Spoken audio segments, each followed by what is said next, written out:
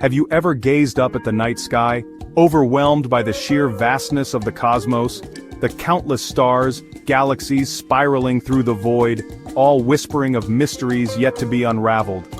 It's enough to make anyone question their place in the grand scheme of things. But what if I told you that our reality might be even stranger than we ever imagined? What if we are living in a simulation, a meticulously crafted digital world indistinguishable from true reality? This is the crux of the simulation hypothesis, a mind-bending idea that has captured the imaginations of philosophers, scientists, and tech enthusiasts alike. It suggests that what we perceive as real, from the taste of chocolate to the warmth of the sun, could be nothing more than lines of code in a super-advanced computer program. It's a dizzying thought, one that challenges our fundamental understanding of existence itself.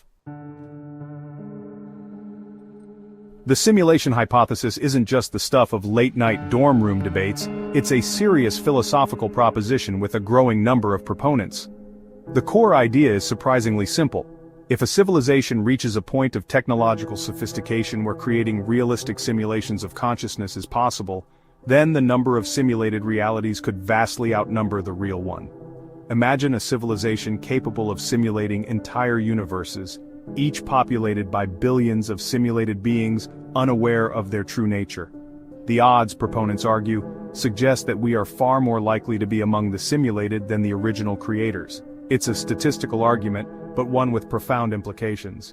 If we're living in a simulation, what does that say about free will, the meaning of life, or the nature of reality itself? The simulation hypothesis might seem like a product of our digital age, but its roots run deep in philosophical history. Centuries ago, the French philosopher René Descartes grappled with similar questions about the nature of reality. In his Meditations on First Philosophy, Descartes embarked on a quest for absolute certainty, systematically doubting everything he thought he knew. Descartes famously argued that the only thing we can know for sure is that we exist, as evidenced by our ability to doubt. I think, therefore I am. He even entertained the possibility of an evil demon who could deceive our senses, making us believe in a false reality.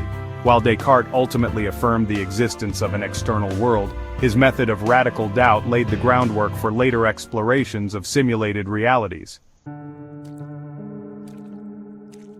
The simulation hypothesis gained traction in 2003 when philosopher Nick Bostrom published his paper, "Are You Living in a Computer Simulation?" Bostrom's simulation trilemma proposes three possibilities. 1. Civilizations go extinct before reaching a post-human stage. 2. They reach it but aren't interested in ancestor simulations. 3. We are almost certainly living in a simulation. Section 5. Musk, in The Matrix, a tech titan's take. The simulation hypothesis has even captivated the minds of tech titans like Elon Musk. Musk, known for his ambitious ventures like SpaceX and Tesla, has publicly stated that he believes the odds of us living in base reality are 1 in billions. His reasoning echoes Bostrom's trilemma. Given the exponential progress of technology, particularly in fields like artificial intelligence and virtual reality, it's only a matter of time before we can create simulations indistinguishable from reality. Musk's perspective carries weight, not just because of his status as a tech visionary, but also because his companies are at the forefront of developing the very technologies that could make such simulations possible. His belief in the simulation hypothesis underscores the rapid pace of technological advancement and the profound philosophical questions it raises. Section 6. The Tech Frontier, Blurry Lines Between Real and Virtual. Further fueling the simulation hypothesis fire is the breakneck pace of technological development, particularly in the realms of artificial intelligence and virtual reality. AI is rapidly becoming more sophisticated, capable of learning, adapting, and even exhibiting creativity in ways that were once thought to be the exclusive domain of humans. VR technology, meanwhile, is creating increasingly immersive and realistic digital worlds. As these technologies converge and advance, the line between the real and the virtual becomes increasingly blurred. If we can create digital worlds that are indistinguishable from reality, how can we be sure that our own reality isn't just another layer of simulation? Section 7. Quantum Quandaries, Clues from the Subatomic World. Intriguingly, even the realm of physics might offer hints of a simulated reality. Quantum mechanics, the branch of physics that governs the subatomic world, is notoriously weird and counterintuitive. One of its most bizarre principles is quantum superposition, which states that particles can exist in multiple states simultaneously until observed, at which point they collapse into a single state. Some proponents of the simulation hypothesis suggest that quantum superposition could be evidence of a simulated reality. Just as a computer game only renders the details of the environment that the player is currently interacting with, perhaps our reality only materializes when observed, conserving processing power for the simulated universe. Section 8. Dissenting voices poking holes in the digital fabric. Despite its growing popularity, the simulation hypothesis is not without its critics. Skeptics point out that the hypothesis, while thought-provoking, remains purely speculative. There is currently no scientific evidence to suggest that we are living in a simulation, and the argument relies heavily on extrapolations about future technological advancements. Others argue that the simulation hypothesis is unfalsifiable, meaning there's no conceivable experiment or observation that could definitively prove or disprove it. If we are living in a simulation, the simulators could theoretically manipulate our reality to conceal any evidence of their existence.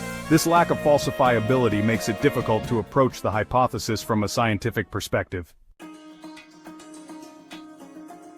Section 9. Life, the universe and everything. What changes if we are simulated? Perhaps the most intriguing aspect of the simulation hypothesis is not whether it's true or false, but rather the profound philosophical and existential questions it raises. If our reality is a simulation, what does that say about our place in the cosmos? Does it diminish the significance of our experiences or achievements? Some argue that living in a simulation wouldn't necessarily change anything. Our experiences, relationships, and emotions would still be real to us, regardless of their underlying nature. Others suggest that it could liberate us from traditional notions of free will and determinism. If our lives are predetermined by lines of code, perhaps we are free to explore the boundaries of our simulated existence without fear of consequence. Section 10. The Simulation Hypothesis. A journey of wonder and introspection. So, are we living in a simulation? The truth, as they say, is out there.